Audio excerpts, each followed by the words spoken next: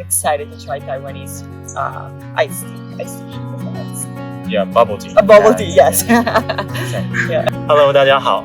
今天我们来到一个最近想出来的特别节目，是留学访谈。那今天我邀请到我 UBC Sauder MBA 的同学 Natalia 来跟大家做第一集的访谈。Okay, how are you doing, Natalia? Good. How are you doing? Good. Just final exams are a little bit too much. I know we have our finals this week, so that's gonna be a bit intense, but we'll get through it with coffee and a lot of study hours at the library. And also this very awesome screen. Yes, it's very pretty outside. That's a plus. Yeah. So first of all, can you introduce yourself to our audience? Yeah. Hi, I am Natalia Gutierrez. We're doing the MBA, full-time MBA at Sauder together. And right now we are still at the university. We love to spend a lot of time here, a lot of hours here. But I feel that I'm very happy to have started the MBA, and now we're midway through it. And I feel that it was a great decision to do it. So you're from Colombia, right? Yes. So where are you from, Colombia? I was raised in a very small town in Colombia. I was born in Bogota, which is the capital, but my parents had this job in a very remote area of Colombia. It was a community of around 200 people that I grew up with. So it was a very small place, but I spent the first 8 years of my life there, and it was a really great experience. Yeah. Is there something unique or interesting there? Yes, it was originally that community was created as a part of the United Nations programs for development, smart cities, and self-sustainable towns and communities. So that was a community that started as a project to really look at life in the tropics and how you, in remote areas with a small community, but using the resources, you can still make a living. So it was very interesting growing up in a place. They were doing a lot of research on solar panels, a lot of research on wind energy, and that's where I grew up. And my parents were working for that community, and still to this day they're still working there. So it's very rewarding to talk to them, and that place still holds it very close to my heart. Wow, sounds very rich cultural heritage. Yeah. So is this the reason that you go into sustainability? Yes, Oh. that's the case, I guess, for going to sustainability. I felt that what I was doing before was not too aligned with the things that I want to do. And I feel that people always come back to their roots, and that felt like a natural path to me, going back to school, being more intentional in the things I want to do with my career. So that's where sustainability, climate, renewable energy all came together, and I'm happy that I'm working towards that. That's very cool. So why MBA in UBC Sauder? Did you consider doing an MBA in other countries? Yes, so I've been in Canada for 12 years, so I'm a permanent resident. I don't have a passport, but as a permanent resident, I'm not going to lie, it's cheaper to attend university in Canada if you are a resident or if you hold a passport. So I just looked at Canadian universities. It would be too expensive for me to move and try to look for education somewhere else. I'm also trying to get a passport here in Canada, so it's better for me to stay in the country. So I look at Sauder, and I look at the university in Montreal called McGill University and Concordia University. I speak French, so initially my plan was to move to Montreal, but then 2 summers ago I came to Vancouver just to visit some friends, and I set up an appointment with the recruitment team here in Vancouver, and they gave me a show at the university, and it was around July, and it was gorgeous. The campus, the sun, how close to the beach it is, the people, and I really liked the city, and you can see the mountains from many parts in the city. So I truly liked that, and I didn't thought I was gonna like it that much. So that was my motivation to apply to Sauder. That's why I come to Vancouver too. Yeah. Yeah. So far in MBA, which class has impressed you the most? I I think this semester I've been taking really great classes. One of the classes that I really liked was back to sustainability.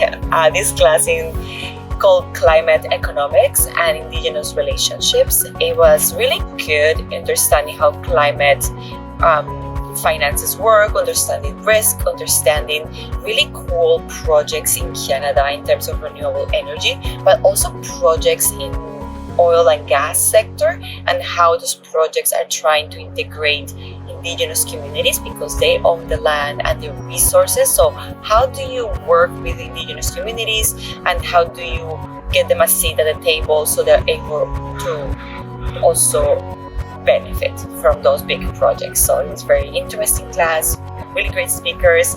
The professor was super engaging, so I like those classes. I like the classes that push you to think. These are the classes that you recognize you don't have all the answers, but you do have the ability to think beyond of what's in front of you. Yeah. Oh, very cool. So what's been the greatest surprise in your MBA journey so far? MBA journey? I would say the people that I met and all the network I have been able to build around university. So when you come and do an MBA, you are going to be placed in a cohort with, let's say, 100 people, and all of them come from different backgrounds, there's different countries, different industries, different way of living and thinking. So for me, the most surprising is just finding out like we're very different, but there is always so much kind among us, and we're always come from a place of learning, and we all put behind our life or so many projects, we put them on pause to come and do this program together full time. So I feel like that's a very humbling experience.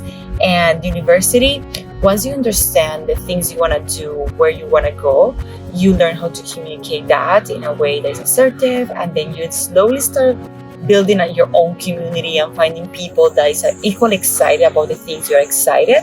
And I really like that. That's very stimulating.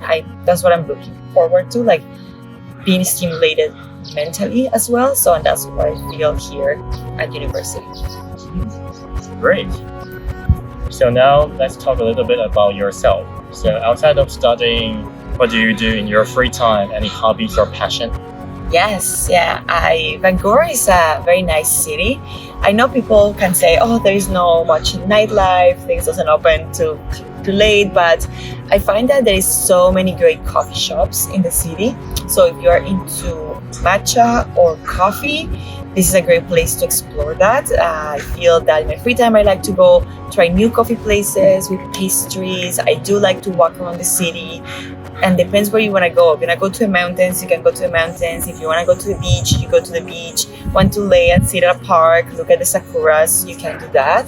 So the city is gorgeous in that sense. It's very clean, so it feels nice to breathe fresh air. So I do spend my time trying new coffee places and hiking. I do like hiking a lot. So I've been to a couple mountains around the city, and they're very nice. Very good views. Yeah. There are also a lot of coffee shops, a lot of cafes in Taipei. Yeah. Oh, nice. You like it? Okay. Yeah. Okay. Good. Do they like coffee too? Yeah. And tea? Okay. Yeah. Okay. Especially milk tea. Oh, okay. That's really good. I like milk tea too. Yeah. Next question. How would you describe yourself in 3 words? Sounds like an interview question. It feels like the internship questions. It's like, what are your top 3 strengths and weaknesses? And you're like, oh no. I feel definitely I'm someone who is adaptable.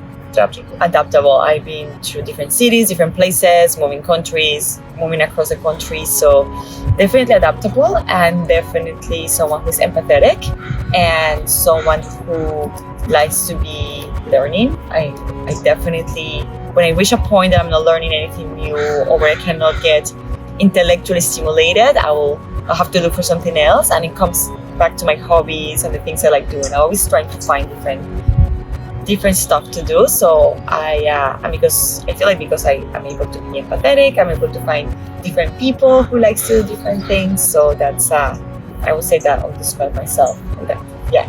Cool. 100% for a job interview. Yeah. Okay. Have you tried Taiwanese bubble tea before? I have tried bubble tea before. I do like the pearls. I tried last week something with coconut jelly. That was also really good. I'm not sure what's the difference, if I'm completely honest. What's the difference between Taiwanese and then I went to Singapore recently, so I tried also bubble tea and milk tea there. So I'm not sure how different it is. But I try really good places in Singapore. I try different flavors like white peach flavor that was really good, or different stuff. But I'm excited to try Taiwanese iced tea. That's an iced tea. Yeah, bubble tea. A bubble tea, yes. Yeah. We've prepared a signature ingredients for Taiwanese bubble tea for you. Okay. You can try it now. Oh, thank you. Yeah, it's called bubble tea trio. There are 3 different ingredients inside it. Okay. It's pudding, rice jelly, and boba.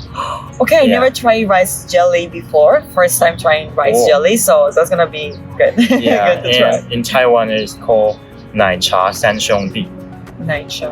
Yeah, you want to try saying it? 奶茶. 奶茶. Yeah, 奶茶 means milk tea. Okay. And 三兄弟. 三兄弟. Yeah.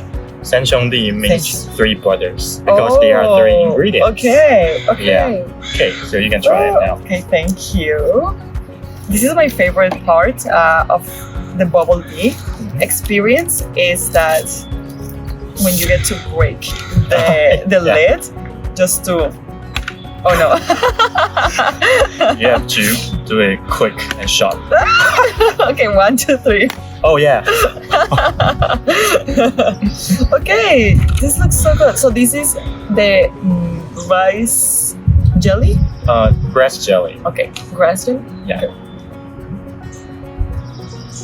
Mm-hmm. Yeah. How do you feel about it? Okay, this is really good. I do like the jelly. I do like jelly, so I really like the texture. And then I know some people think this is too chewy, but I like the chewiness of the boba. What is the boba made of? It's tapioca, I think. Tapioca. Yeah. And I think you'll enjoy Taiwan a lot. There are like 10 bubble tea shops on the street. Which one is your favorite? Pudding milk tea for me. Pudding milk tea. Yeah. This is really good. Yeah. I do like milk tea. Yeah. If out of a rating of 10, how many will you give it? I will give it a 10. Oh, 10 out of 10. Yeah, 10 out of 10. Wow. No, this is really good. I like it. I do like the flavor. Yeah, I'm so glad. Yeah, I do like caffeine. I do love coffee too, but sometimes the caffeine is too strong. And I do like sweet too. So when I drink coffee, I don't drink it sweet. But when I drink this, I do like the sweetness a bit of the milk tea, and the boba is a little bit sweet. I like that. Well, then this is perfect for you. Yeah, coffee is too strong for me too. Yeah. It's why I'll stay up until 3 a.m. Yeah. I drink a lot of coffee. Yeah. Okay. Especially in the MBA. Yeah. So, do you want to visit Taiwan someday? Yes, I feel like it would be nice to visit Taiwan. I know Taiwan is an island, right? I don't know much about Taiwan, but now that you mentioned that there's a lot of bubble tea and coffee shops, then yes, I would love to go. Anything else that you heard of or you would like to try in Taiwan? Definitely the food. I feel like I don't have that much reference to Taiwanese food. The most recent experience, I went to Singapore and tried different types of foods, but I feel like if I go to Taiwan, I would love to try the food. But you tell me, what is the Taiwan food? Yeah, sure. There are too many. Okay. Yeah, I can give you a long list. Okay. Okay. Yeah. Thank you, Natalia, for joining our interview today. Yes. Okay, so is there anything else that you would like to say to our audience? No, just hopefully you get to visit UBC one day. Yeah, so please come to UBC. And if you like our video, please subscribe to our channel. 所以感谢大家的收看。如果你喜欢这集的影片，记得订阅、按赞、分享。然后，如果大家还想看到 Natalia 的话，也可以留言给我们。OK， 好，那我们就下期见，拜拜，拜拜。